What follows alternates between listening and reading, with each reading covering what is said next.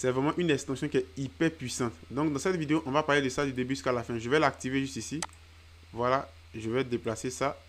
Je vais fermer la palette par défaut, tout doucement. Voilà.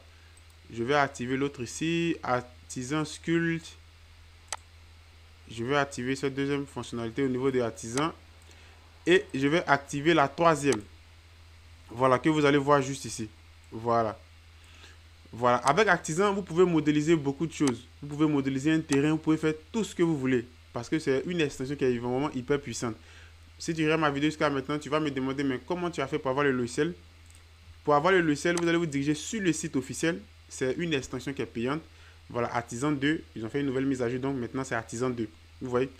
Et tu vas me demander ça coûte combien et autres. Tu peux essayer. Pour la version d'essai, tu as juste 15 jours. Et après, si tu es intéressé par ça, tu vas prendre l'abonnement. Et moi, je te conseille de prendre l'abonnement. On peut sculpter des personnages avec ça. On peut faire beaucoup de choses. Voilà. Donc, au niveau de l'abonnement, vous voyez, vous avez 15 jours au niveau de la version d'essai. Et après ça, si tu veux prendre une licence sur l'année, c'est 99 $.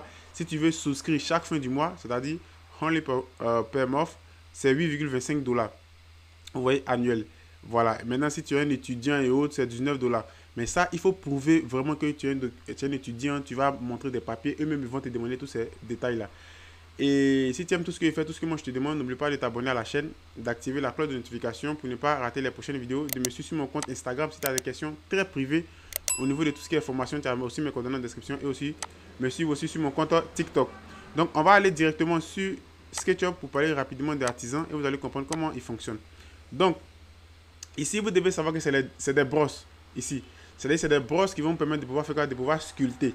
Donc on va faire un tour rapidement sur les brosses et vous allez comprendre. Donc ici, on va créer une surface de manière générale. Voilà, on va créer une surface juste ici.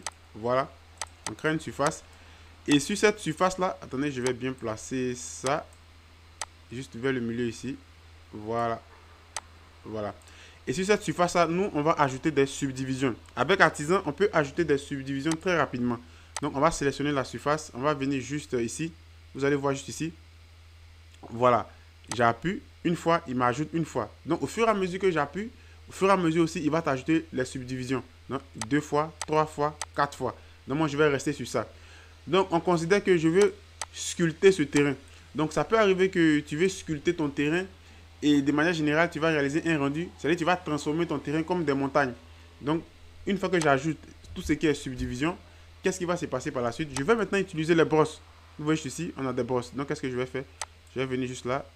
Je vais maintenant appuyer sur la première brosse parce que là, vous avez beaucoup de brosses en fonction de ce que tu fais. Donc, j'appuie de manière générale ici. On dit Master B. Voilà, j'appuie. Ici, c'est quoi? C'est tout ce qui est paramétrage de la brosse. Tout ce qui est paramétrage. Donc, ici, vous allez retrouver toutes les brosses juste là. Vous allez les retrouver juste ici. Donc, à partir de là, tu peux changer directement. Tu n'es pas obligé de venir cliquer sur ça au fur et à mesure que tu vas avancer. Tu peux changer tes éléments directement juste ici.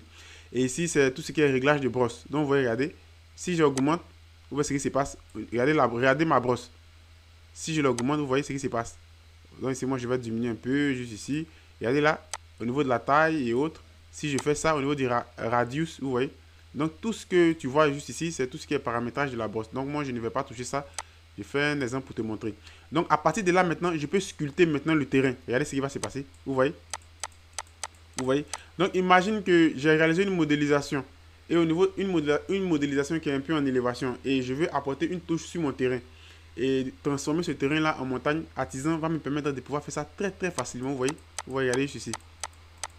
Donc, je peux sculpter ce terrain. Hein.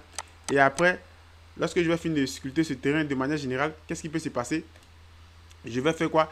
Je vais maintenant, si je veux mettre une texture et après faire un rendu ou bien faire un lac, des trucs comme ça, vous voyez, en quelques clics, j'ai déjà sculpté mon terrain. Et si je me positionne comme ça, vous voyez que c'est comme si il y a des montagnes qui vont me fermer et autres, et puis apporter encore d'autres détails au rendu que je veux réaliser. Il faut être un artiste lorsque tu veux réaliser un rendu d'architecture. Il faut être vraiment un artiste. Voilà. Donc, ça, c'est la première brosse. On va appuyer CTRL-C pour venir en arrière. Vous allez voir. On va tester les brosses. Et au fur et à mesure, on va avancer, vous allez comprendre. Le tuto va mettre un peu de temps, mais c'est pour vous expliquer. Donc ici, je vais fermer. Donc, après la première brosse ici, on a la seconde qui est juste là. Automatiquement, je viens ici et vous allez voir qu'est-ce que ça se passe au niveau de la seconde. Regardez au niveau de la seconde, qu'est-ce qui se passe. Vous voyez que la seconde brosse n'a pas la même effet que la première. Donc, on a fini avec cette partie. On est sur celle-là. Vous voyez, la seconde brosse, regardez comment elle traite le terrain. Donc, ça dépend de ce que tu veux. Donc, moi, si je veux regarder des montants, regardez. Je peux faire ce que je veux. Et vous voyez ici, je peux créer quelque chose de manière organique avec Artisan. Vous voyez, de manière générale. Donc, ça, c'est la deuxième brosse. Tout ça, c'est tout ce qui est paramétrage. On va faire CTRL-Z pour revenir en arrière. Et on va passer aux brosses suivantes. Et comme ça, tu vas comprendre beaucoup de choses. On va venir sur le flatten. Juste ici. Vous voyez. Ici, c'est une brosse qui est vraiment très, très intéressante. Lui, avant de l'utiliser, vous devez créer une élévation. Vous devez créer quelque chose qui est un peu en haut. Il va vous permettre de pouvoir aplatir ces éléments. Ici, il ne réagit pas parce que vous voyez, je n'ai rien créé. Il ne réagit pas comme les autres brosses. Si on vient juste ici et on fait ça, vous voyez. Et je reviens encore juste ici et je prends le flatten. Vous voyez, automatiquement, regardez ce qu'il fait. Il aplatit directement ce que j'ai créé. Mais lorsque je vais venir sur cette surface, vous voyez que ici, il ne fait rien. Parce que là, il ne détecte rien. Je n'ai rien créé. Je n'ai pas créé quelque chose comme une montagne, un truc comme ça. Donc, il ne peut pas aplatir puisque le terrain est déjà plat. Vous voyez? Voilà. Donc, vous avez compris déjà cette fonctionnalité. Donc, on va revenir juste en arrière. Voilà. Excusez, je vais essayer de déplacer la caméra. On va revenir juste en arrière. Voilà. Si je vais déplacer cette fonctionnalité, si je la posais juste ici, parce que je vais beaucoup l'utiliser et je vais repositionner la caméra. Voilà. Donc ici, vous avez les différents types de brosses. On a vu ça. Ici, on a le smooth. Ici, on a le grab. Voilà. Vous voyez ce que ça fait, le grab. Vous voyez, en fonction de ce que tu veux, regardez ce qu'il fait. Voilà. Donc ici, je peux créer, des trous. Et ces trous-là, je peux les remplir directement avec de l'eau et autres pour apporter quelque chose qui est vraiment très intéressant en fonction du rendu que je veux. Donc ici, on a vraiment beaucoup d'éléments. Donc, je vais appuyer CTRL-Z pour venir juste en arrière. Ou soit je vais prendre la flèche pour revenir juste ici. Donc, de manière générale, tu as compris que ça, toute cette partie, c'est la partie brosse qui va te permettre de pouvoir sculpter. Vous voyez? C'est la partie qui va te permettre de pouvoir sculpter sur Artisan en fonction de ce que tu veux. Voilà. Donc, on va passer à une autre partie. Ici, la partie transforme. On imagine que toi, tu veux faire quoi? Tu veux modéliser un terrain en passant par quoi? Par cette partie-là. Donc, je peux faire l'outil déplacer. Lorsque je fais ça, vous voyez ce qui se passe? Je déplace. Je peux déplacer ces éléments-là. Mais pour être plus sûr, vous pouvez prendre l'outil sélection. Vous allez sélectionner votre terrain. Hop. Automatiquement, la partie que vous allez sélectionner, c'est la partie que vous pouvez déplacer. Et vous allez voir, regardez, directement. Je peux déplacer cette partie-là. Vous voyez? Ça dépend du sens que j'ai choisi. Hein. Donc faites très attention. Lorsque vous déplacez aussi, ça va dépendre aussi du sens. Si vous déplacez ça vers le bas, ça va partir comme ça. Si vous déplacez ça vers le bas, ça va partir comme ça. Ou même sur les côtés, ça va partir aussi comme ça. Donc si tu déplaces sur ce sens, dans ce sens du moins, automatiquement, ça va partir dans ce sens-là. Donc c'est une extension qui est hyper puissante.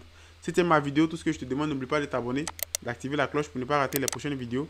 Si tu as des questions, laisse-moi tous ces éléments en commentaire. Si tu veux aussi des formations, actuellement je donne des formations à des élèves sur Zoom. Donc, si tu veux aller encore plus loin, tout ce qui est rendu d'architecture, tu peux aussi me contacter sur Instagram. Donc, si c'est tout ce qui est rotation, si c'est tout ce qui est Artisan Scale, ça c'est l'échelle, vous voyez. Voilà, on peut modifier l'échelle, faire vraiment beaucoup de choses avec ça. Donc, on va automatiquement venir sur cette partie. Et au niveau de cette partie, qu'est-ce qu'on va faire? On va créer déjà un autre élément. On va créer un autre détail qui est vraiment très important. Voilà, un autre rectangle, juste ici. Voilà. Et à partir de là, on peut créer des subdivisions. Je vous ai montré comment créer des subdivisions. Je vais créer un autre rectangle encore juste ici. Et vous allez voir que Artisan, c'est vraiment très pratique. Donc, pour créer des subdivisions, vous devez sélectionner la surface et vous créez les subdivisions en fonction de ce que tu veux. Et après, tu peux sculpter ce terrain. Donc, ça peut être un terrain que tu veux sculpter dans ta modélisation. Ou même, ça peut être un terrain que tu veux modéliser. Tu veux essayer de transformer ce terrain-là et apporter quelque chose qui est vraiment très intéressant. Donc, tu peux sculpter un terrain comme ça. Donc, ici, je vais réaliser encore un autre rectangle rapidement juste ici. Voilà. Hop. Je vais lui donner un volume. Voilà. Donc, à partir de là, maintenant, je vais essayer de partir un peu juste vers le haut. Ici. Voilà. Donc, si je sélectionne ce rectangle et que j'appuie sur ça, vous voyez, automatiquement, il va le transformer comme ça. Je vais encore créer un autre rectangle juste ici. Voilà. Un petit rectangle, un petit carré. Voilà. Si je sélectionne tout l'élément en question et que j'appuie sur ça, vous voyez automatiquement Artisan va me le transformer comme ça. Voilà. Donc on va aller un peu juste devant. On va venir sur cette partie Extrude Face. C'est-à-dire, on peut extruder les faces d'un élément quelconque. Donc, lorsque je vais appuyer dessus, vous voyez sur l'exemple, lorsque j'appuie, je vais fermer ça au niveau des brosses. Voilà. Lorsque j'appuie dessus, je vais sélectionner, c'est-à-dire l'extrusion va se passer sur les faces. Comme on le dit juste ici.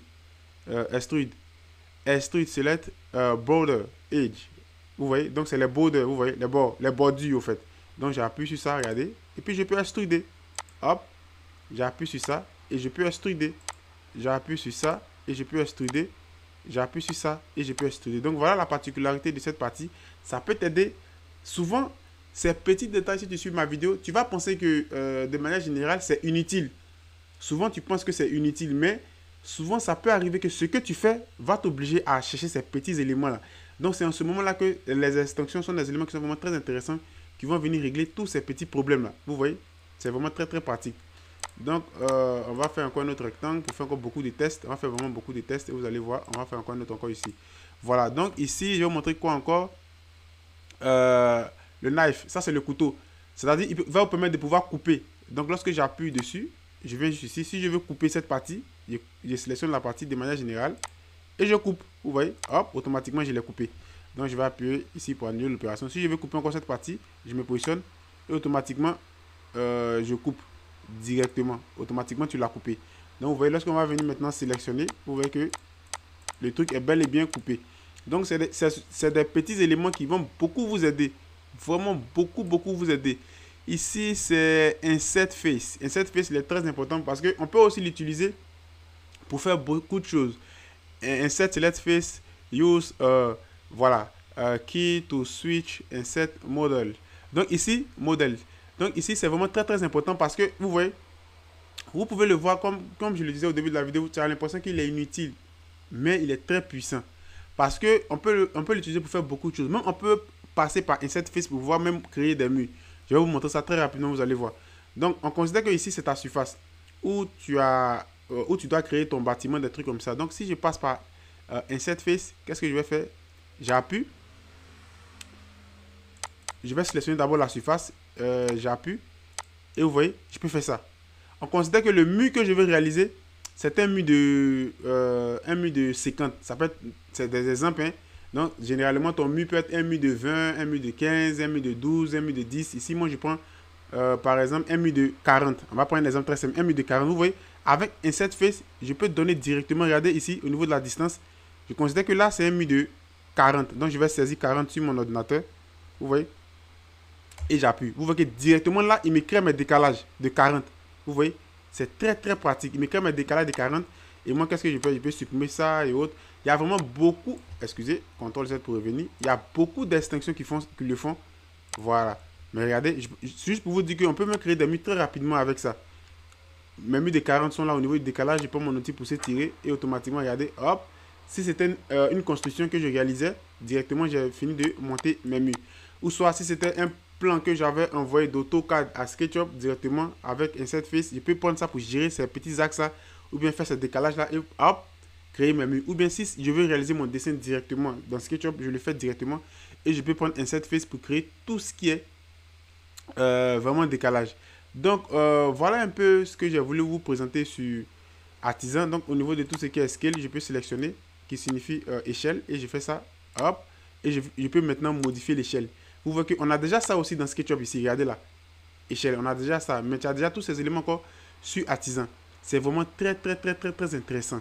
Donc voilà, on a fait un peu un tour du logiciel.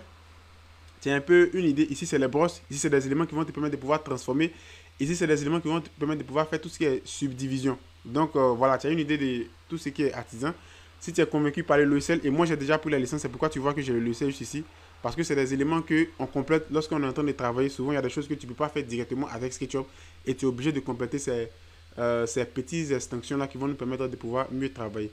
Et tout ce que moi je te demande, si tu as aimé la vidéo, n'oublie pas de t'abonner, d'activer la cloche de notification, de partager. Ça me permet aussi de m'encourager. Et ça va permettre aussi à YouTube de montrer aussi la vidéo à beaucoup de personnes. Et aussi de me suivre sur mon compte TikTok, sur mon compte Instagram. Et sur ce, je te dis à la prochaine pour une autre vidéo. Ciao!